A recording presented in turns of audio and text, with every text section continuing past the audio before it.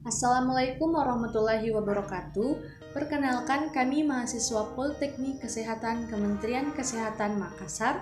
Nah, kali ini kami akan membahas lebih detail tentang campak, mulai dari pengertian campak, patogenesis campak, klasifikasi campak, gejala-gejala campak, hasil laboratoriumnya, dan terapi diet yang dianjurkan untuk penyakit campak.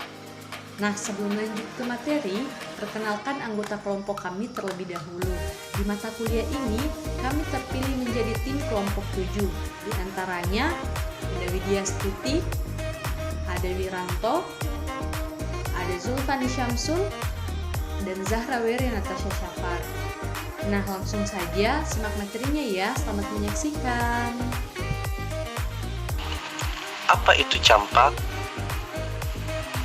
Campak adalah munculnya ruam kemerahan di seluruh tubuh akibat infeksi virus. Campak merupakan penyakit menular dan dapat menyebabkan komplikasi serius, terutama pada bayi dan anak-anak. Campak disebabkan oleh virus yang menular melalui percikan air liur yang dikeluarkan penderita saat batuk atau bersin. Penularan juga bisa terjadi bila seseorang menyentuh hidung atau mulut setelah memegang benda yang terpercik air liur penderita. Selanjutnya, seperti apa patogenesis dari campak? Patofisiologi campak atau measles atau rubeola dimulai saat virus campak masuk ke tubuh melalui mukosa saluran nafas atas atau kelenjar air mata. Infeksi awal dan replikasi virus terjadi secara lokal pada sel epitel trakea dan bronkus. Dalam patogenesis dari campak ada dua fase, yaitu fase viremia pertama dan fase viremia kedua. Fase viremia pertama terjadi setelah 2-4 hari setelah invasi akibat replikasi dan kolonisasi virus pada kelenjar limfe regional yang kemungkinan dibawa oleh makrofag paru. Fase viremia kedua terjadi setelah 5-7 hari setelah infeksi awal akibat penyebaran virus pada seluruh sistem retikuloendotelial. Selanjutnya, klasifikasi campak. Yang pertama, campak roseola. Penyakit ini terjadi melalui virus yang menular melalui udara. Karena tanda-tandanya yang hampir sama, roseola infantum sering disalahartikan sebagai campak atau rubeola atau campak Jerman atau rubella. Roseola infantum biasanya menular pada bayi berusia antara 6-12 bulan. Yang kedua, campak rubeola. Virus rubeola ditularkan langsung melalui udara atau melalui sentuhan langsung dengan cairan dari tubuh orang yang terinfeksi. Virus rubeola bisa hidup di udara hingga 2 jam. Yang ketiga, campak Jerman atau rubella. Sama seperti rubeola, rubella juga ditularkan melalui udara yang terkontaminasi oleh batuk ataupun bersin dari penderita. Gejala rubella cenderung lebih ringan hingga susah dikenali. Biasanya virus rubella baru akan berkembang 2-3 minggu setelah terinfeksi. Selanjutnya, apa saja gejala campak? Yang pertama, gejala campak rubeola. Beberapa gejala yang muncul biasanya seperti demam, mengalami batuk kering, hidung meler atau berlendir, mengalami konjuktivitis yang ditandai dengan mata berwarna merah muda pada fase lanjutan atau setelah 2-3 hari setelah fase awal. Biasanya beberapa gejala lainnya akan muncul, di antaranya muncul ruam pada berbagai bagian tubuh, mulai dari wajah, lalu menyebar ke lengan kaki dan bagian tubuhnya. Mengalami diare, muncul bercak putih di mulut. Yang kedua, gejala campak roseola, yaitu demam tinggi di atas 39 derajat Celcius yang berlangsung selama 3-5 hari. Yang kedua, sakit tenggorokan, batuk, pilek. Yang ketiga, pembengkakan kelenjar getah bening. Setelah demam mereda, akan muncul ruam merah muda yang dimulai di area dada, punggung, perut, lalu menyebar ke leher, wajah, dan tangan. Ruam ini biasanya akan mereda selama 2-3 hari.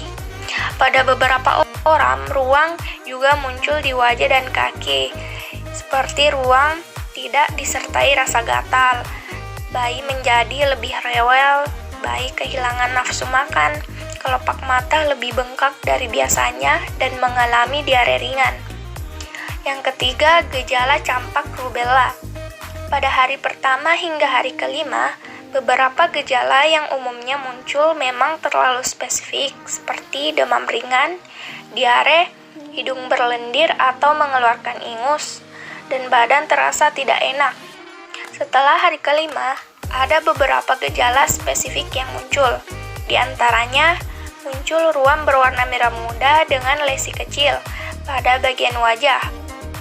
Yang kedua, menyebar ke bagian badan, lengan, kaki saat ruam di wajah hilang. Dan yang terakhir, nyeri sendi. Selanjutnya, bagaimana diagnosis dari campak? Diagnosis campak atau rubella umumnya dapat ditegakkan dengan anamnesis dan pemeriksaan fisik. Anamnesis. Beberapa riwayat yang dapat ditanyakan dari anamnesis adalah riwayat kontak dengan penderita campak selama masa inkubasi 10-12 hari dan faktor risiko pasien seperti status imunologi pasien, umur, pada neonatus riwayat kehamilan dan penyakit ibu selama hamil, alergi, riwayat penyakit lainnya, riwayat obat-obatan yang dikonsumsi, riwayat penyakit dahulu, riwayat berpergian ke daerah endemis campak atau kontak dengan individu yang habis berpergian ke daerah endemis campak. Selanjutnya, pemeriksaan fisik. Temuan pemeriksaan fisik yang sering adalah bercak komplik, yaitu ekstem sebesar ujung jarum dikelilingi eritme di dalam mulut dan hampir selalu ditemukan pada akhir stadium prodromal. Cenderung terjadi berhadapan dengan molar bawah, terutama molar 3, tetapi dapat menyebar secara tidak teratur pada mukosa bukal yang lain. Bercak komplik muncul pada 1-2 hari sebelum muncul ras dan menghilang 1-2 hari setelah munculnya ras. Selanjutnya, bagaimana terapi diet pada penderita campak? Terapi diet pada penderita campak yaitu terapi sportif. Pada anak yang sehat, umumnya gejala campak dapat sembuh sendiri. Pengobatan yang diberikan bersifat sportif, terdiri dari pemberian cairan yang cukup, suplemen nutrisi, antibiotik yang diberikan apabila terjadi infeksi sekunder, antikonvulsi jika terdapat kejang, dan pemberian vitamin A. Adapun makanan yang boleh dimakan dan yang tidak boleh dimakan oleh penderita campak. Makanan yang boleh dimakan untuk penderita campak yaitu yang pertama, makanan kaya vitamin C seperti lemon dan jeruk. Kedua, makanan kaya vitamin A seperti bayam, wortel, sayuran hijau, dan tomat. Yang ketiga yaitu makanan yang sudah dihaluskan lebih baik. Dan yang keempat yaitu pastikan anak minum cairan yang cukup. Adapun makanan yang tidak boleh dimakan oleh penderita campak seperti yang pertama, hindari makanan berlemak dan kafein. Yang kedua, hindari makanan asin dan makanan yang digoreng. Yang ketiga, hindari makanan olahan seperti roti, burger, saus tomat, sereal, dan minuman bersoda. Adapun jenis diet yang diberikan oleh penderita campak yaitu diet tinggi energi dan diet tinggi protein. Itulah tadi beberapa hal penting yang harus kita ketahui khususnya tentang penyakit ini.